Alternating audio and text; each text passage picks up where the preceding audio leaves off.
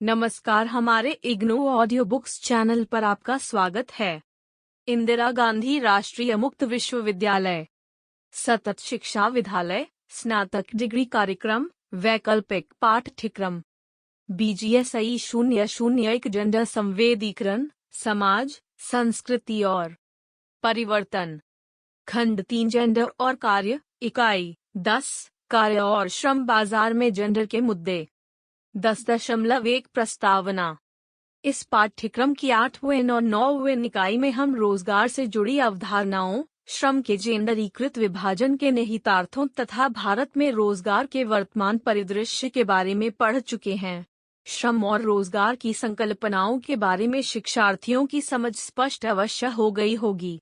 श्रम और रोजगार से जुड़ी संकल्पनाओं को समझने के साथ साथ हमारे लिए यह आवश्यक है कि हम जेंडर और रोजगार से संबंधित मुद्दों पर भी चर्चा करें। इसलिए इस इकाई में हम जेंडर और रोजगार से संबंधित मुद्दों के बारे में अध्ययन करेंगे। ये मुद्दे हैं महिलाओं के कार्य को कमतर मानना, शिष्ट कार्य के मानकर महिला श्रमबल का स्त्रीकरण, हाशियाकरण और अनौपचारिकीकरण, कार्यस्थल पर महिलाओं का यौन शोषण, ग्लास सीलिंग तथा महिला श्रमिकों द्वारा अपने कंधों पर उठाया जाने वाला दोहरा बोझ। हमने इनमें से प्रत्येक मुद्दे की व्याख्या की है ताकि शिक्षार्थी रोजगार परिदृश्य के निहितार्थों का संज्ञान ले सकें। 10.2 उद्देश्य इस इकाई के अध्ययन के बाद आप इस योग्य हो जाएंगी कि आप महिलाओं के श्रम और रोजगार से संबंधित मुद्दों को सूचीबद्ध कर सकें, महिलाओं के श्रम और रोजगार से संबंधित मुद्दों का वर्णन कर सकें और महिलाओं के श्रम और रोजगार पर जेंडर के निहितार्थों की जांच कर सकें। 10.3 कार्य की गणना इन्यूमरेशन। मदों को एकत्रित करना ही गणना इन्यूमरेशन है। एकत्रित की गई मदों को पूर्ण रूप से व्यवस्थित करते हुए सूचीबद्ध करना आवश्यक होता है। गणना शब्द का प्रयोग सामान्यतः गणित, सैद्धांतिक कंप्यूटर साइंस और व्यावहारिक कंप्यूटर साइंस में किया जाता है। कार्य की गणना करने के संदर्भ में भारत सरकार पिछले 100 वर्षों में देश में आर्थिक रूप से सक्रिय जनसंख्या का एक आकलन प्राप्त करने की आधिकारिक कोशिश करती है। यह कार्य भारत की जनगणना के जरिए किया जाता है। जनगणना में समस्त जनसंख्या को 2 श्रेणियों में वर्गीकृत किया जाता है। पहली श्रेणी में ऐसे लोग आते हैं जो आय अर्जित करने वाली गतिविधियों में संलग्न हैं और दूसरी श्रेणी में वे लोग शामिल होते हैं जो इस तरीके की गतिविधियों में संलग्न नहीं हैं। इन प्रयासों को 1961 की जनगणना द्वारा और अधिक परिष्कृत किया गया। श्रमिक की अवधारणा सबसे पहले 1961 की जनगणना में पेश की गई। श्रमिक सामाजिक रूप से उत्पादक गतिविधि में संलग्न ऐसा व्यक्ति है जिसे चाहे कोई आय मिलती हो या न मिलती हो।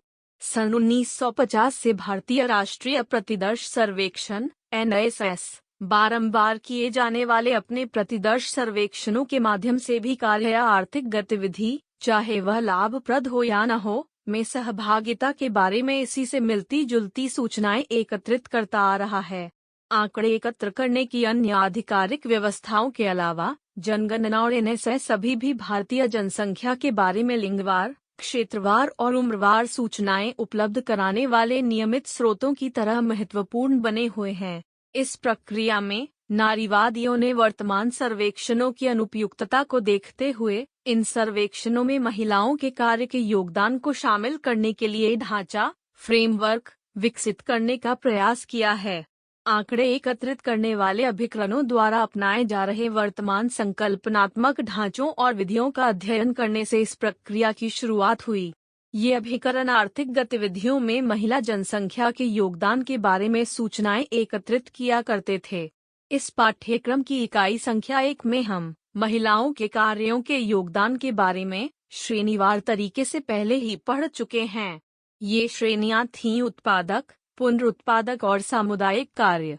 अब हम आधिकारिक सांख्यिकीय प्रणाली में महिलाओं के योगदान को शामिल न किए जाने से संबंधित मुद्दों के बारे में पढ़ेंगे।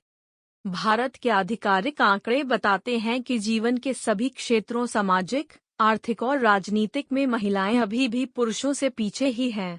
महिलाओं की आर्थिक गतिविधियां पुरुषों की तुलना में कम महत्वपूर्ण प्रतीत होती हैं।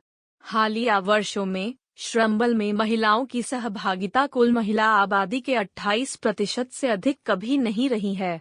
हालांकि नारीवादी लेखकों का तर्क है कि ये आंकड़े उत्पादक गतिविधियों, घर के भीतर की और घर से बाहर की में भारतीय महिलाओं की संलग्नता को सटीक तौर पर चित्रित नहीं करते।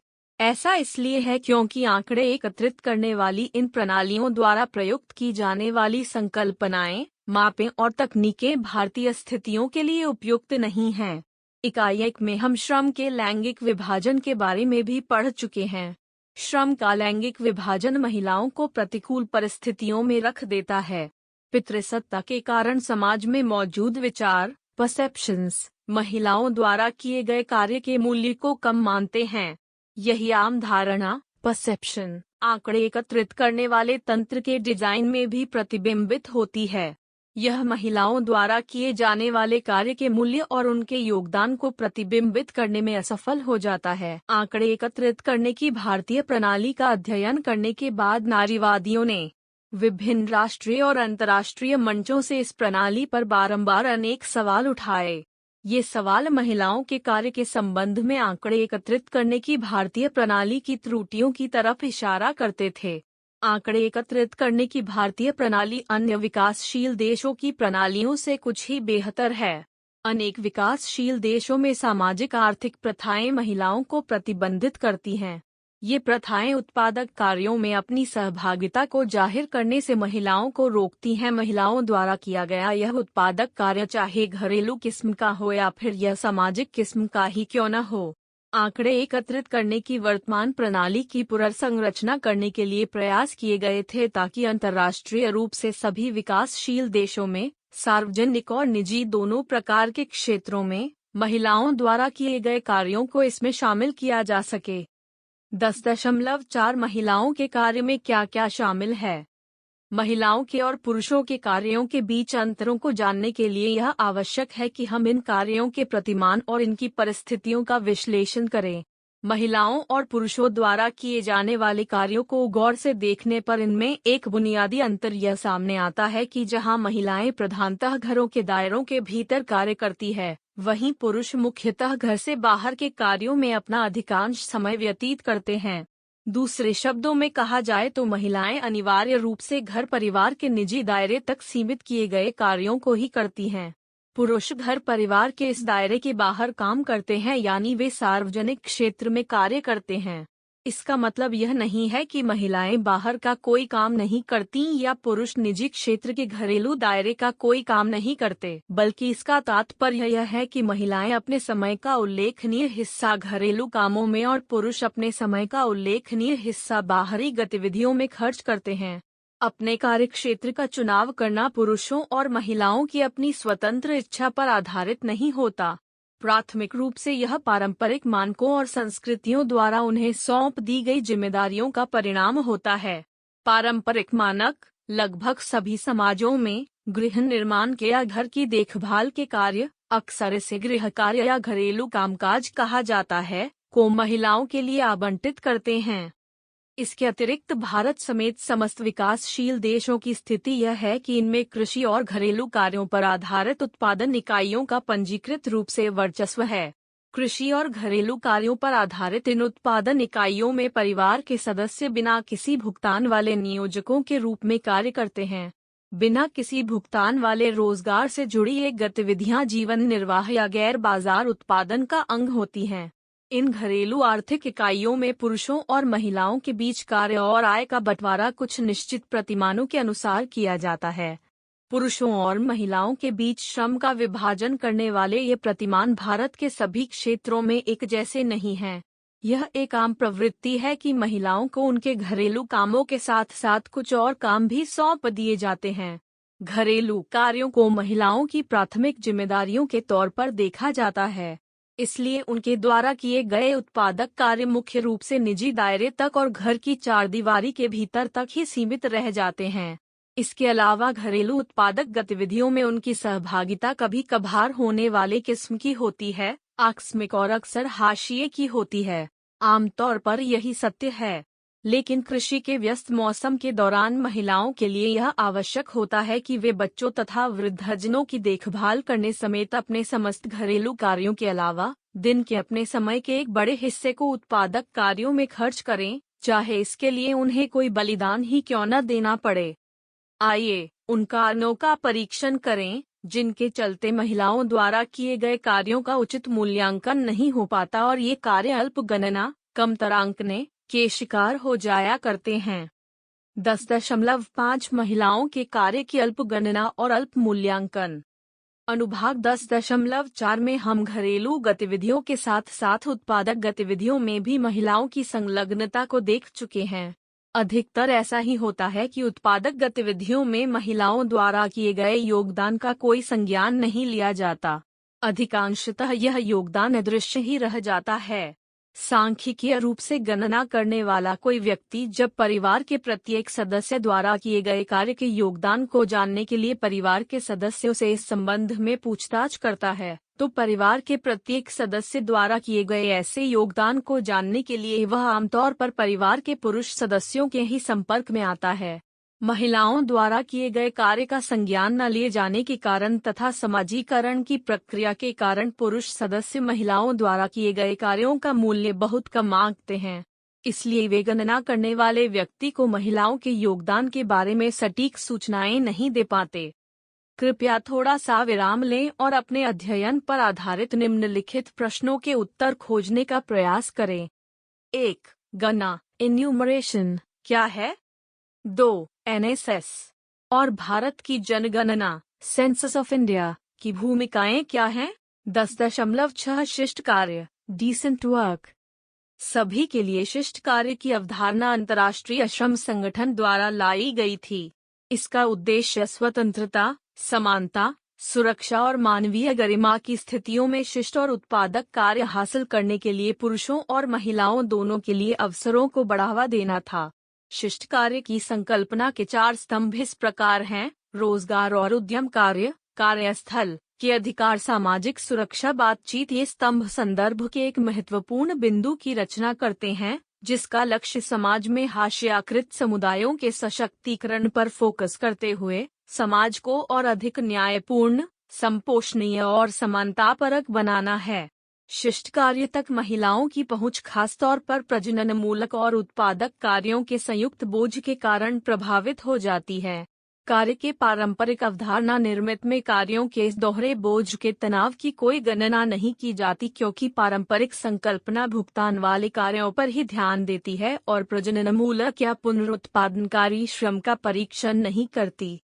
भूमंडलीकरण और महिलाओं के रोजगार। भूमंडलीकरण शब्द का प्रयोग सर्वप्रथम अमेरिकी प्रबंधकीय विचारधाराओं द्वारा दिया गया था।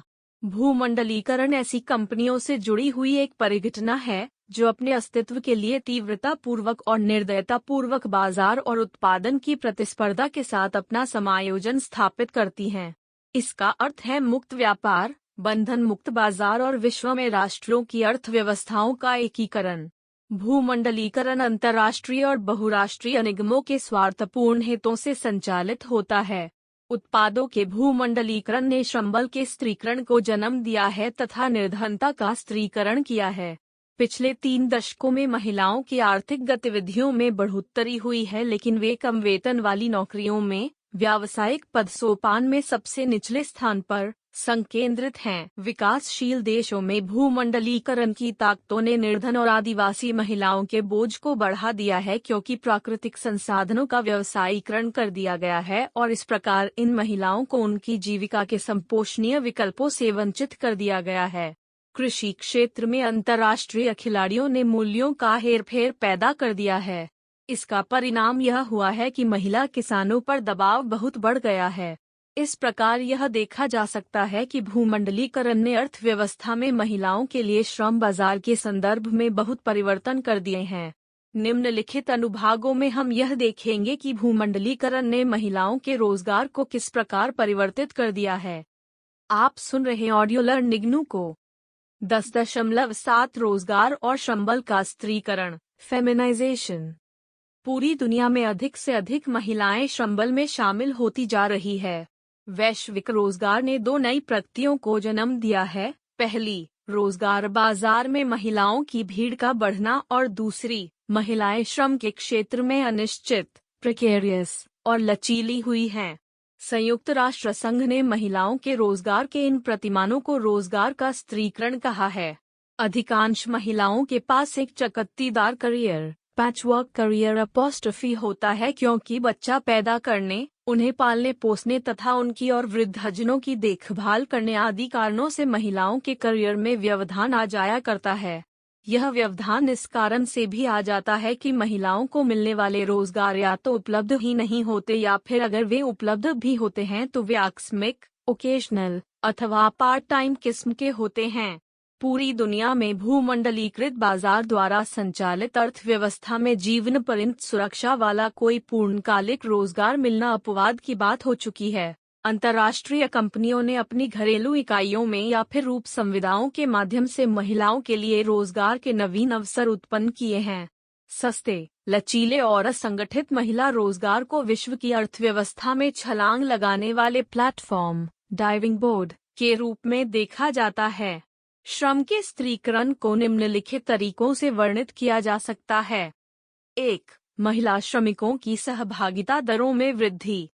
2. पुरुष श्रमिकों की सहभागिता दरों में यथास्थिति का कायम रहना या उनमें गिरावट का आना। 3. महिलाओं के लिए रोजगार के लिए श्रम के विकल्प यानी नियोक्ता द्वारा जैसी भी आवश्यकता हो अर्थात अनौपचारिक अंशकालिक संविदा घर केंद्रित कार्य।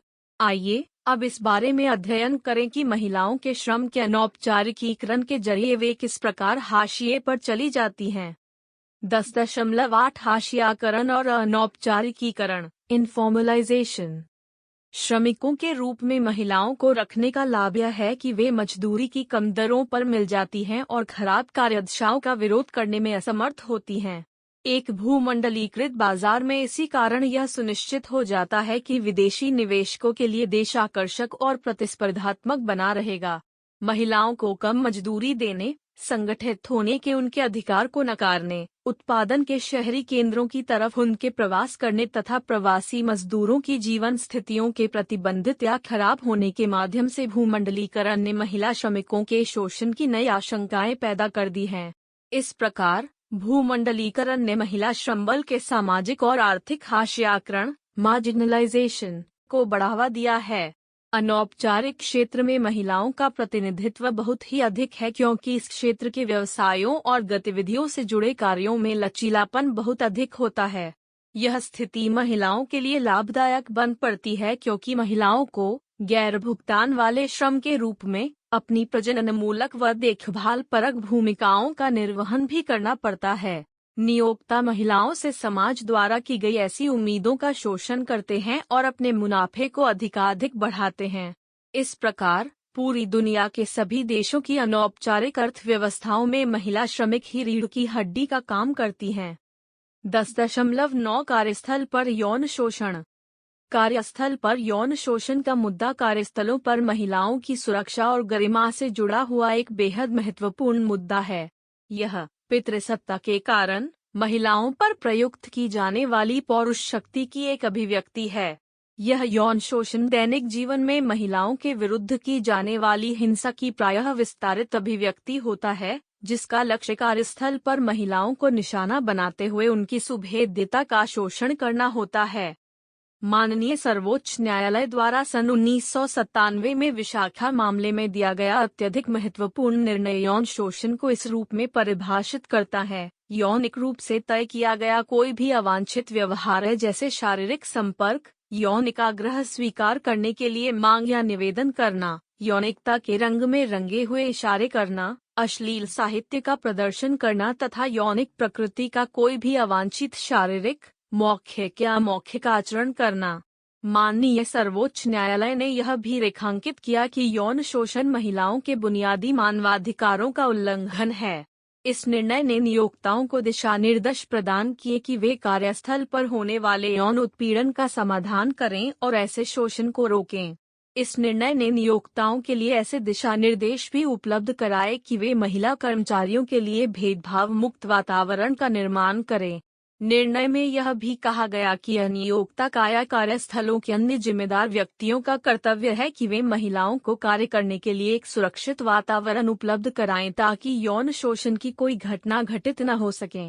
इसके साथ ही वे ऐसी शिकायत समितियों का गठन करें जो यौन शोषण की शिकायतों के समाधान के लिए उपयुक्त तंत्र उपलब्ध कराए।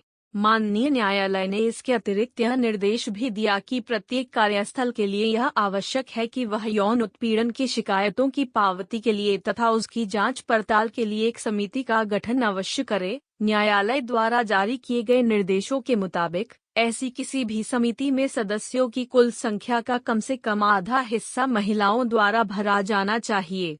समिति का अध्यक्ष अवश्य किसी महिला को ही होना चाहिए। एक बाहरी सदस्य भी इस समिति में होना चाहिए जो सामाजिक कार्य के क्षेत्र से या गैर लाभकारी संगठन से नियुक्त किया गया हो। उपरोक्त बताए गए कदमों के अलावा नियोक्ता को यौन शोषण रोकने के लिए निम्नलिखित कदम भी अवश्य उठाने चाहिए। श्रमिकों की बैठकों में और नियोक्ता कर्मचारी की बैठकों में मुद्दे पर सकारात्मक तरीके से चर्चा करना, दिशा निर्देशों को प्रधानता से प्रदर्शित करना ताकि महिला कर्मचारियों के अधिकारों के बारे में जागरूकता का प्रचार प्रसार हो। समिति के सदस्यों के नामों को और उनसे संपर्क करने के लिए आवश्यक विवरणों को प्रधानता से प्रदर्शित करना। नियोक्ता एक यौन शोषण विरोधी नीति के निर्माण के लिए भी जिम्मेदार हैं तथा यौन शोषण के मामलों की जांच पड़ताल करने, उनमें मध्यस्थता करने, सलाह देने तथा समाधान करने के लिए एक शिकायत समिति का गठन करना।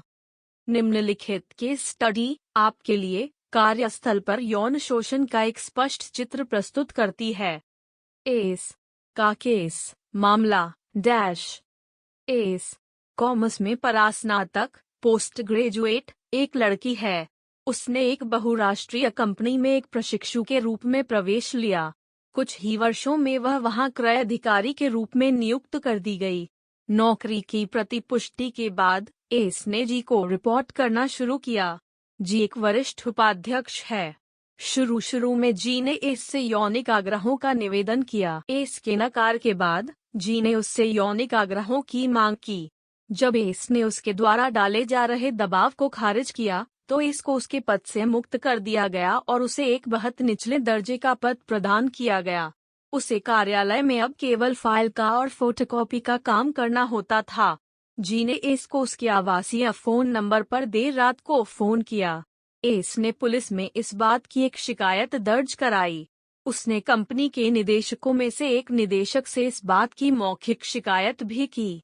इस निदेशक ने एचआर विभाग के साथ मिलकर शिकायत की जांच पड़ताल की। जी को मौखिक चेतावनी देने के बाद शिकायत समाप्त कर दी गई। इस कार्य के बाद इसकी रिपोर्टिंग बदल दी गई। हालांकि कंपनी से उस विशेष निदेशक द्वारा त्यागपत्र देने के बाद लड़की का यौन शोषण जारी रहा। जी अब कंपनी में सबसे वरिष्ठ पद पर था। इस अवधि के दौरान एस ने गंभीर यौन उत्पीड़न के संबंध में मौखिक रूप से एचआर प्रबंधक के पास अनेक बार शिकायतें की। हालांकि उस प्रबंधक ने इस पर कोई कार्रवाई नहीं की। एस ने मुख्यालय में बैठने वाले उपाध्यक्ष ह्यूमन रिसोर्सेज से लिखित में शिकायत की। मुख्यालय में एस द्वारा शिकायत करने के परिणाम स्वरूप जी द्वारा एस का यौन शोषण और अधिक किया जाने लगा। एस कार्यस्थल पर अकेली पड़ गई। एस ने एक बार फिर इस यौन शोषण और शत्रुतापूर्ण वातावरण की शिकायत लिखित रूप में स्थानीय कार्यालय और मुख्यालय के एचआर विभाग से की। इस शिकायत के परिणाम स्वरूप एस को एक निलंबन पत्र प्रदान कर दिया गया और उस पर चार्जशीट लगाई गई कि वह अपने कार्य को उचित ढंग से नहीं कर रही है। एस के विरुद्ध की गई विभागीय जांच के निष्कर्षों के आधार पर कंपनी ने एस को नौकरी से बेदखल कर दिया और उसकी सेवाएं समाप्त कर दी गईं। इसी बीच राज्य महिला आयोग तथा उच्च न्यायालय द्वारा डाले जा रहे व्यापक दबाव के चलते कंपनी द्वारा यौन शोषण की सच्चाई जानने के लिए 2 जांचें करवाई गईं। इनमें से एक जांच अंतर्राष्ट्रीय प्रबंधन द्वारा की गई तथा दूसरी जांच यौन शोषण की शिकायतों से संबंधित एक समिति द्वारा की गई। हालांकि किसी को इन जांचों के परिणामों के बारे में नहीं बताया गया। श्रम न्यायालय और उद्योग न्यायालय में इसका संघर्ष करना जारी रहा ताकि उसे फिर से रोजगार मिल सके। कृपया थोड़ा सा विराम लें और अपने अध्ययन पर आधारित निम्नलिखित प्रश्नों के उत्तर खोजने का प्रयास करें। अपनी प्रगति को जांचिए। 1. शिष्ट कार्य से क्या तात्पर्य है? 2. महिलाओं के द्वारा किए गए कार्यों का अनौपचारिकीकरण और स्त्रीकरण की व्याख्या करें। 10.10 यौन कार्य। महिला एवं बाल विकास मंत्रालय 2007 के प्रतिवेदन के अनुसार भारत में 28 लाख यौनकर्मी मौजूद हैं। इनमें से 35% ऐसे हैं जो इस निंदनीय व्यापार में 18 वर्ष की उम्र के पहले ही प्रवेश पा चुके थे। अन्य स्रोतों जैसे ह्यूमन राइट्स वॉच के अनुसार यह संख्या 28 लाख की बजाय 1.5 करोड़ की है। सिर्फ मुंबई में ही 1 लाख से अधिक यौनकर्मी रहते हैं। इन यौनकर्मियों के अलावा देवदासी, जोगिनी और इस प्रकार की अन्य पारंपरिक व्यवस्थाएं भी मौजूद हैं जो लड़कियों को, खास तौर से निचली जातियों और निचले वर्गों से आने वाली लड़कियों को वेश्यावृत्ति में धकेल देती हैं। यौन कार्य के प्रति 3 दृष्टिकोण हैं: वैधीकरण, अपराधीकरण से मुक्ति और मानवाधिकार के रूप में यौन कार्य। अपराधीकरण से मुक्ति का तात्पर्य यौन कार्य पर आपराधिक कानून लगाने से छूट प्रदान करना है। वैधीकरण का तात्पर्य यह है कि राज्य द्वारा यौन कार्य को अन्य कार्यों की ही तरह कार्य का एक प्रकार मान लिया जाए तथा इसके लिए लाइसेंस जारी किए जाएं और कार्य की दशाओं को विनियमित किया जाए। मानवाधिकार वाले दृष्टिकोण पर स्वयं यौनकर्मियों द्वारा बल दिया जाता है। यह दृष्टिकोण कहता है कि अन्य महिलाओं की ही तरह यौनकर्मी महिलाएं भी बुनियादी और मूलभूत मानवाधिकारों के लिए अधिकृत हैं और उन्हें यौन कार्य में प्रवृत्त होने का अधिकार है। यौन कार्य के संबंध में सर्वाधिक विवादास्पद बहस यह है कि क्या महिलाएं यौन कार्य में अपनी सहमति से आती हैं या फिर सारा यौन कार्य जबरदस्ती, बल प्रयोग, धमकी और अवरोध का ही परिणाम है। आइए अब महिलाओं के श्रम से संबंधित एक और मुद्दे पर रोशनी डालें। 10.11 सेवाकरण, सर्विसाइजेशन डैश। महिलाओं के रोजगार में सेवा क्षेत्र की प्रधानता की उपेक्षा नहीं की जा सकती क्योंकि सेवा अर्थव्यवस्था के कुछ निश्चित क्षेत्रों में महिलाओं के रोजगार का महत्व बढ़ रहा है और इन क्षेत्रों में महिलाओं का संकेंद्रण अधिक है, जैसे शिक्षा, स्वास्थ्य सेवाओं और घरेलू कार्यों के क्षेत्र में। सेवा क्षेत्र के अंतर्गत बहुत सारे व्यवसाय और गतिविधियां आती हैं जो उच्च कौशल युक्त और उच्च वेतनों वाली गतिविधियों से लेकर अकुशल और बहुत कम भुगतान वाली गतिविधियों तक कुछ भी हो सकती हैं। इस क्षेत्र में सामुदायिक, सामाजिक और व्यक्तिगत सेवाओं का क्षेत्र ऐसा है जहां महिला श्रमिकों का विशालतम समूह कार्यरत है और पिछले कुछ वर्षों के दौरान महिला श्रमिकों का संकेंद्रण इसमें बढ़ता ही गया है। इनमें भी शिक्षा और खास तौर से प्राथमिक शिक्षा के क्षेत्र में सर्वाधिक महिला श्रमिक संलग्न हैं, तो भी घरेलू सेवाएं, साफ सफाई करने, कपड़े धोने, खाना पकाने, बच्चों और वृद्धजनों की देखभाल करने जैसी सेवाएं प्रदान करने वाली महिलाओं की संख्या उल्लेखनीय रूप से बढ़ी है। भुगतान वाले घरेलू कार्यों का क्षेत्र शहरी इलाकों में अकुशल श्रमिकों के रूप में महिलाओं द्वारा किए जाने वाले कार्यों के सर्वाधिक महत्वपूर्ण क्षेत्रों में से एक बन गया है। यहाँ की गई चर्चा प्रतिबिंबित करती है कि महिलाओं के रोजगार को सहज ही देखभाल संबंधी उनके कार्यों से संलग्न करके देखा जाता है और ऐसी संलग्नताओं के कारण महिला श्रमिकों का बहुत सारा समय अपनी घरेलू जिम्मेदारियों के निर्वहन में ही खर्च हो जाता है। ये घरेलू जिम्मेदारियां महिलाओं द्वारा परिवार को उपलब्ध कराए गए देखभाल संबंधी गैर भुगतान वाले कार्यों के रूप में होती हैं। 10.12 ग्लास सीलिंग। रोजगार में प्रवेश पाने के लिए महिलाओं को 2 तरीके की बाधाओं का सामना करना पड़ता है। समाजीकरण की प्रक्रिया और पितृसत्ता के कारण समाज यही पसंद करता है कि महिलाएं पारंपरिक व्यवसायों को ही चुनें। इस बाधा के बाद दूसरी बात यह है कि कार्य करने के लिए महिलाएं जो क्षेत्र चुनती भी हैं, उस क्षेत्र में भी आगे बढ़ने या प्रोन्नति पाने में उन्हें बहुत बाधाओं का सामना करना पड़ता है। इसे ही ग्लास सीलिंग कहा जाता है। संगठन महिलाओं को निचले पदों के लिए ही भर्ती करना चाहते हैं। संगठनों में निचले पदों पर कार्य करने का परिणाम यह होता है कि अपने कार्य करने के परिवेश या वातावरण पर महिलाओं का बहुत ही कम नियंत्रण रहता है। इसके कारण महिलाओं के पास निर्णय निर्माण की शक्तियां बहुत कम रह जाती हैं।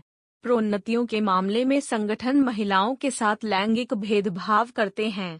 वे महिलाओं को कम वेतन वाले पदों पर ही बनाए रखना चाहते हैं।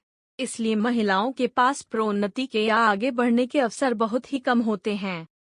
10.13 दोहरा बोझ, डबल बर्डन। श्रम बाजार में महिलाओं के प्रवेश करने का मतलब यह नहीं होता कि घरेलू कार्यों के संबंध में उनकी जिम्मेदारी कुछ कम हो जाएगी। श्रम बाजार में कार्यरत रहने के बावजूद अधिकांश महिलाएं पूर्णतया लगभग अकेले ही घरेलू कार्यों के लिए जिम्मेदार बनी रहती हैं। कार्यस्थल की और घर परिवार की सारी जिम्मेदारियों को पूर्ण करने के लिए महिलाओं को रोज बहुत लंबे समय तक कार्य करना पड़ता है। इस परिघटना को दोहरी पाली, डबल शिफ्ट अपॉस्ट्रफी या दोहरा बोझ कहा जाता है। प्रवासन, जो श्रमिक अपने कार्य के बदले बेहतर भुगतान पाने के लिए शहरी केंद्रों की ओर या अन्य देशों की ओर प्रवास करते हैं, उनमें महिलाओं की संख्या बढ़ रही है। आमतौर पर ये महिलाएं घरेलू कार्य सहायकों और चिकित्सकीय परिचारिकाओं, नर्सिंग पर्सनल के रूप में काम करती हैं या फिर अवकाश बिताने से जुड़े उद्योगों में संलग्न हो जाती हैं। रोजगार के अनौपचारिकीकरण और प्रवसन के बीच बेहद नजदीकी संबंध होता है। प्रवसन में विभिन्न कारणों का योगदान होता है। प्रवसन के कारणों की सूची हम निम्नलिखित प्रकार से बना सकते हैं। 1. प्राथमिक क्षेत्र की आर्थिक गतिविधियों में गिरावट ग्रामीण से शहरी इलाकों की तरफ होने वाले प्रवसन में अपना योगदान देती है। 2. बेहतर अवसरों की तलाश में श्रमिक अल्पावधि और दीर्घावधि संविदाओं के तहत एक राष्ट्र से दूसरे राष्ट्र की तरफ प्रवास करते हैं। 3. आंतरिक संघर्ष और युद्ध अंतर्राष्ट्रीय प्रवसन में योगदान देते हैं। प्रवास करने वाले श्रमिकों को ढेर सारी समस्याओं का सामना करना पड़ता है। प्रवास करने वाली आबादी में से महिलाओं और बच्चों को सबसे ज्यादा मुसीबतें झेलनी पड़ती हैं। प्रवास करने वाले श्रमिकों के रहने की दशाएं अक्सर बहुत ही खराब होती हैं, क्योंकि रहने के लिए किराए के रूप में अधिक पैसा देने की क्षमता उनके पास नहीं होती। प्रवासी श्रमिकों की प्रवृत्ति आमतौर पर अनौपचारिक रोजगार में संलग्न हो जाने की होती है। इन श्रमिकों को भी वही सारी समस्याएं झेलनी पड़ती हैं जिन्हें अनौपचारिक अर्थव्यवस्था के इसी से मिलते जुलते क्षेत्र के अन्य श्रमिक झेलते हैं। लेकिन अपनी संदेहजनक कानूनी परिस्थिति के कारण इन प्रवासी श्रमिकों को इन सारी समस्याओं के अलावा कुछ अन्य समस्याओं का सामना भी करना पड़ता है। ऐसे प्रवासी श्रमिक आमतौर पर अपने मूल देश के कानूनों के दायरों से बाहर माने जाते हैं और जिस देश में वे गए हुए होते हैं, उस देश का कानून उन्हें अपने कानून के दायरों में स्वीकार ही नहीं करता। इसका परिणाम यह होता है कि इन प्रवासी श्रमिकों की श्रेणी इस तरह की बन जाती है जिसे अधिकारों का अधिकार ही नहीं होता। कबीर, 2007। अन्य प्रवासी श्रमिकों की ही तरह महिलाएं भी अपनी कम शिक्षा दीक्षा और कम कौशल के कारण अनौपचारिक रोजगार में प्रवेश लेती हैं। इन रोजगारों में शामिल हैं घरेलू कार्य, फेरी वालों का काम करना, बच्चों और वृद्धजनों की देखभाल करना तथा अन्य कार्य। अनौपचारिक क्षेत्र में प्रवासी श्रमिकों के अधिकारों के बारे में जागरूकता के अभाव के कारण इनका शोषण किए जाने की आशंका बना रहती है। बच्चों को औपचारिक रूप से विद्यालयों में दाखिला लेने में बहुत जटिल समस्याएं आती हैं। रोज रोज लंबे समय तक काम करने तथा एवज में बहुत कम मजदूरी पाने के कारण महिलाओं के सामने बहुत बड़ी समस्या यह आ जाती है कि वे अपने स्वयं के बच्चों की देखभाल कैसे करें। महिलाओं और बच्चों को यौनिक शोषण का सामना करना पड़ सकता है। स्वच्छता और पेयजल जैसी आधारिक संरचनाओं के अभाव के कारण प्रवासी श्रमिकों को स्वास्थ्य की गंभीर समस्याओं का सामना करना पड़ता है। प्रवसन के कारण उनके पास सामाजिक सुरक्षा भी नहीं होती। स्वास्थ्य और शिक्षा से जुड़ी सुविधाओं तक पहुंच के मामले में इन प्रवासी श्रमिकों को और खासतौर पर महिलाओं और बच्चों को ढेर सारी चुनौतियों का सामना करना पड़ता है। प्रवासी महिला श्रमिकों के पास अक्सर कानूनी दस्तावेज नहीं होते और इसीलिए उन्हें खराब कार्यदशाओं में काम करने के लिए मजबूर किया जाता है तथा अक्सर ये महिलाएं यौन हिंसा की शिकार हो जाया करती हैं। सामाजिक सुरक्षा, चूंकि श्रम बाजार में लचीलापन बढ़ा है, इसलिए संगठित होने के लिए श्रमिकों के अधिकार घट गए हैं और सौदेबाजी करने की उनकी क्षमता कमजोर पड़ी है।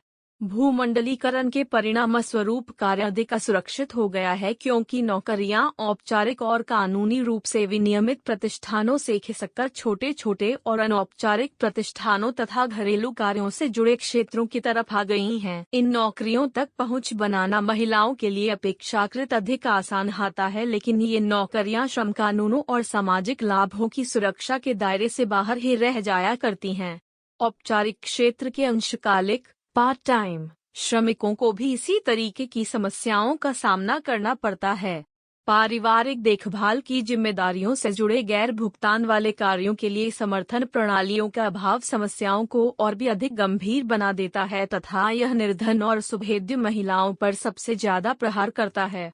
महिला श्रमिक अंततः समय के मामले में भी निर्धन हो जाती हैं और रुपये पैसे के मामले में भी निर्धन हो जाती हैं। समयाभाव और धनाभाव की इस समस्या के कारण ये महिला श्रमिक रुग्ण और बीमार पड़ जाती हैं। जेंडर भेदभाव और बहिष्करण, सेवानिवृत्ति, छंटनी, मातृत्व लाभों, बुढ़ापे पर होने वाली मौतों आदि जैसे सामाजिक और आर्थिक खतरों को रोकने और उनसे निपटने के लिए व्यक्ति, घर परिवार और समुदायों द्वारा किए जा रहे प्रयासों की सहायता, सक्रिय हस्तक्षेपों और पहलों द्वारा करना ही सामाजिक सुरक्षा का तात्पर्य है। जेंडर से संबंधित चिंताएं और प्रतिबंध न केवल श्रम बाजार तक महिलाओं की पहुंच को सीमित करते हैं, बल्कि ये महिलाओं को इस रूप में भी सीमित कर देते हैं कि उनके कार्यों की गणना बहुत ही घटिया तरीके से की जाती है। मजदूरी वाले उनके कामों तथा उनके स्वरोजगार की प्रवृत्ति और भी अधिक आकस्मिक, कैजुअल व सुरक्षित किस्म की हो जाती है तथा वे सामाजिक सुरक्षा के लाभों तक पहुंच ही नहीं पाती। 10.14 सारांश। इस इकाई में अब तक हमने जेंडर और रोजगार से संबंधित मुद्दों के बारे में पढ़ा है। कार्य में प्रवेश लेने से पहले महिलाओं को अपने रोजगार से संबंधित मुद्दों का सामना करना पड़ता है। उनके कार्य से संबंधित सर्वाधिक महत्वपूर्ण मुद्दे उनके कार्यों का संज्ञान न लिए जाने से संबंधित है। इस पर विस्तृत चर्चा कार्य की गणना वाले अनुभाग में की गई है। रोजगार में आ जाने के बाद महिलाओं को अनेक मुद्दों का सामना करना पड़ता है, जैसे यौन शोषण, दोहरा बोझ, अनौपचारिकीकरण और ग्लास सीलिंग। इस इकाई में इन मुद्दों पर विस्तृत चर्चा की गई है। 10.15 शब्दावली। मानव संसाधन। मानव संसाधन ऐसे लोग हैं जो किसी संगठन के श्रमबल का गठन करते हैं। 10.17 इकाई के समापन पर प्रश्न 1. वे कौन से कारण हैं जिनके चलते महिलाओं द्वारा किए गए कार्यों के योगदान को गणना में शामिल नहीं किया जाता? 2. विशाखा मामले में दिए गए सुझावों की सूची बनाइए। 3. ग्लास सीलिंग और दोहरा बोझ क्या है? धन्यवाद। मिलते हैं अगले वीडियो में।